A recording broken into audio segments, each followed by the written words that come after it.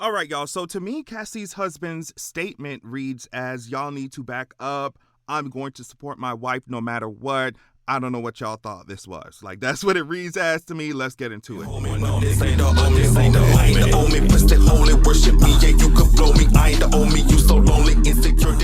back in 2018, I put out the first book in my Zoraxia series called Zoraxia Wrath of the God King. Now I'm so excited to let you all know that the sequel to that book, Zoraxia The Vengeance of Coldwind, is out now. Anywhere you get your ebooks and audiobooks, you can find it there. I'm talking about Amazon, Audible, audiobooks.com, Google Play. Like, it's all there. Also, you can go to www.zoraxia.com to purchase it directly from my site. Check out my series, check out the first book, and make sure you get the second book because it's out now. I'm so excited. All right, y'all. So like I said in my description, people really got online, and by people, I really mean a lot of you men, a lot of you straight men that are stuck in this like incel-y, misogynist way of thinking.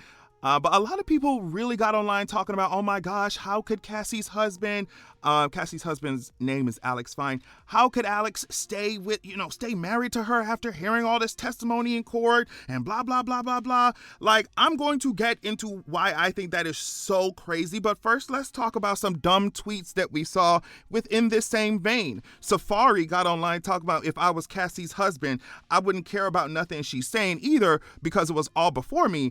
I would just know I need to turn my freak up a million notches.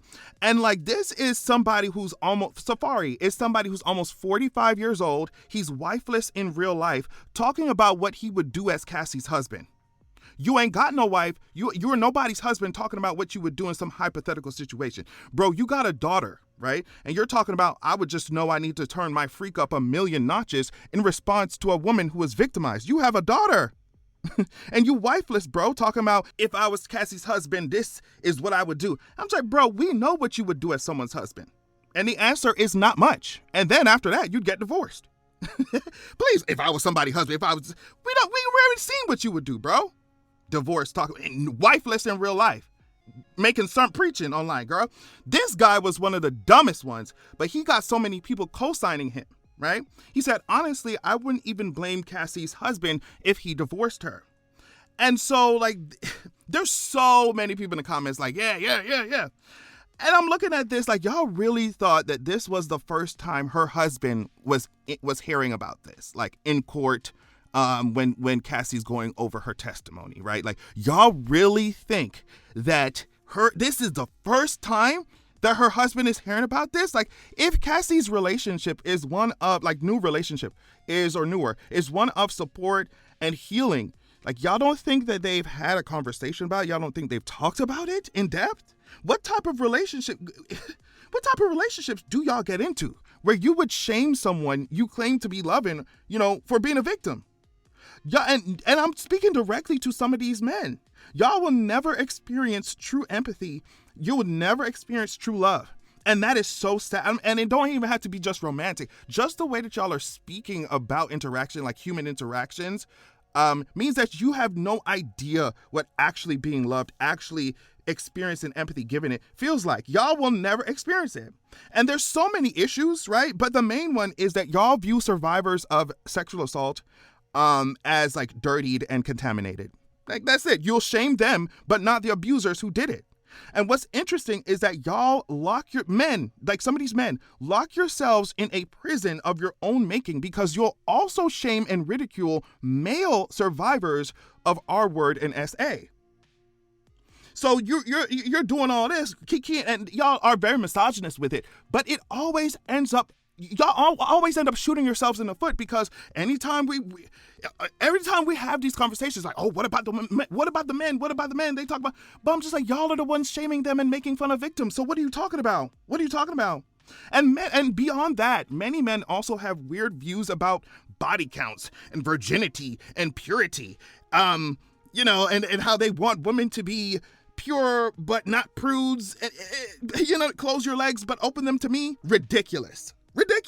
Some of these men view them as like women as property to own, So if another man touched that woman before he did, he's thinking about the previous men more than the woman that's in front of him. He's thinking about the previous men that this woman done had more than the woman who's in front of him. He's thinking about how she enjoyed the previous men instead of enjoying his time with her. And they won't even, some of these men will not even separate getting assaulted from consensual sex in this context, which means that they're online right now calling Cassie a whore and a slut for having been assaulted.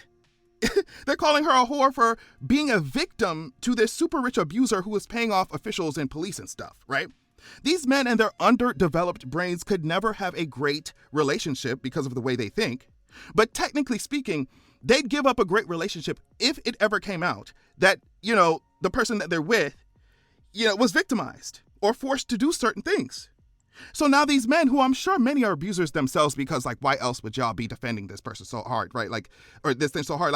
Now these men have made it plain to women in their immediate lives that they are not to be confided in, right? That these men are not to be confided in. Because if you're a woman around this guy who's saying all this stuff about Cassie and, I would have dumped her, I would have divorced her, and you married to some guy who's saying that stuff and you have all deep experiences with trauma and abuse, it's like you listen to this guy saying this stuff. It's insane.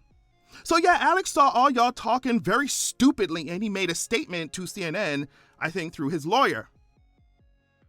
He said, over the past 5 days, the world has gotten to witness the strength and bravery of my wife, freeing herself of her past. There has been speculation online surrounding how it must feel for me to sit there and listen to my wife's testimony. I have felt so many things sitting here. I have felt tremendous pride and overwhelming love for Cass. I have felt profound anger that she has been subjected to sitting in front of a person who tried to break her. So to him and all of those who helped him along the way, please know this: you did not. You did not break her spirit nor her smile that lights up every room. You did not break the souls of a mother who gives the best hugs and plays the silliest games with our little girls. You did not break the woman who has made me a better man. I did not save Cassie, as some have said. To say that is an insult to the years of painful work my wife has done to save herself. Cassie saved Cassie. She alone broke free from abuse, coercion, violence, and threats. She did the work of fighting the demons that only a demon himself could have done to her. All I have done is love her as she has loved me.